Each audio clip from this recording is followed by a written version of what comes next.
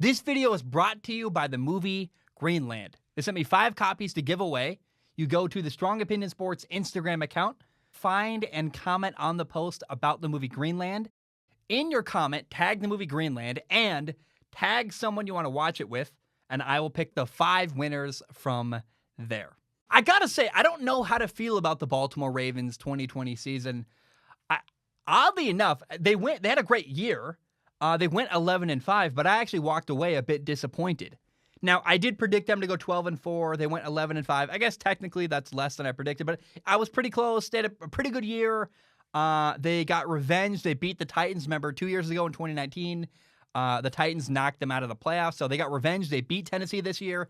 In Tennessee, they won a playoff game. Lamar Jackson won his very first playoff game. Like, on paper, it's a great year for Baltimore. I go like, oh, awesome.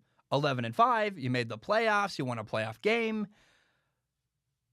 But after that, I go, was it really a year of progress? Like, I mean, maybe winning a playoff game was a year of progress, but I felt like, and this will make people mad, I know that, but I would wonder if Ravens fans do agree to some degree with what I'm about to say. I walked away from the 2020 NFL season feeling like the Ravens passing game did not take the big step forward that it needed to take. I was so excited. Lamar Jackson won the NFL MVP 2 years ago. I was like, okay, this year in 2020, Lamar is going to get even better, which is a scary, terrifying thought. And it didn't happen. Lamar was good. Like, he's awesome, right? But it wasn't more efficient. I think a little bit of that was Lamar's fault. I felt that at times Lamar was letting criticism get to his head where Lamar Jackson was trying to be Peyton Manning rather than just allowing himself to use his legs and be a running quarterback and run around. I mean, he's got this incredible skill set. There are times where I thought Lamar should have extended the play and ran around rather than just trying to be a pocket quarterback, forcing throws to guys who weren't necessarily open. But I think most of the blame needs to fall on the offensive coordinator in Baltimore, Greg Roman. I want to see their scheme evolve. I want to see things grow and change. I'd like them to add another stud receiver, maybe to help out Hollywood Brown. The playoff game at Buffalo was very, very rough because Buffalo shut down the Ravens' running game, and they could not throw the ball when they needed to. Now, I understand the weather was awful. It was a messy game. Buffalo struggled to throw the football too. I don't want to just be really harsh to Baltimore because there were times where I don't know how anybody plays in that game. And then later, Lamar Jackson did get a concussion. So I understand anybody who's angry that I was frustrated with that Bills-Ravens game, but I went like, yeah, this is not a step forward. I was kind of disappointed. Lamar had, stats are not everything, but he had fewer passing yards in 2020, he had fewer passing touchdowns. And I want to see their offense continue to grow and evolve throwing the football. And it felt like they didn't. Now they drafted a great running back, J.K. Dobbins. They had, their running game was awesome. And they had Gus Edwards. Is it Gus Edwards? I hope I got his name right. I'm sorry if I didn't. They had some guys emerge at the running back position where I went, wow, okay. I get why they're running the ball a lot. But it felt like there wasn't enough evolution throwing the football in 2020 for Baltimore. And I just wonder if I'm alone there. Because if they're going to go from a team that's good and 11-5 and in the playoffs to a team that wins a Super Bowl, they got to throw the ball a little bit better.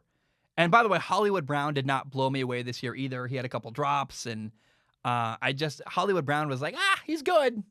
I thought him and Lamar would be a dynamic duo, and they just weren't quite the amazing dynamic duo together I hoped they would be going into the year.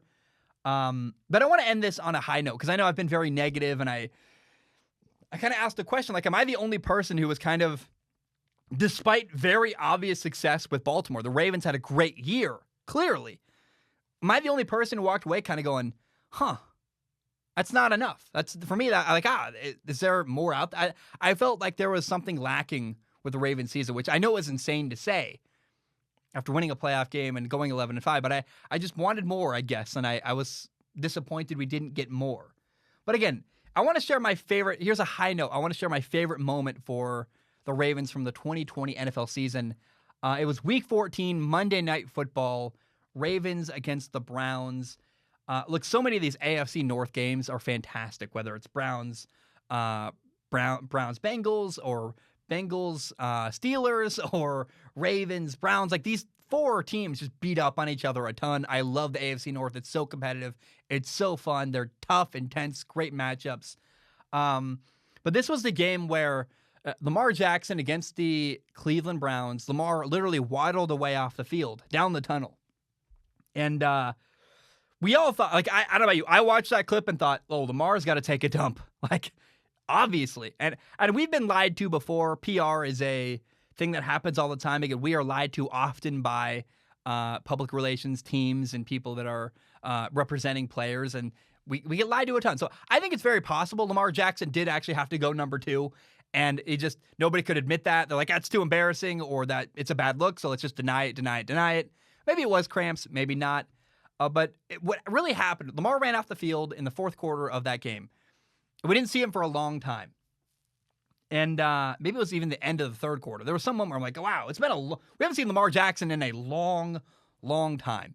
And as a result, it led to this crazy moment where on 4th and 5, actually, I guess on 3rd and 5, the backup quarterback, Trace McSorley for the Ravens, got hurt. So it's 4th and 5. It's the 2-minute warning.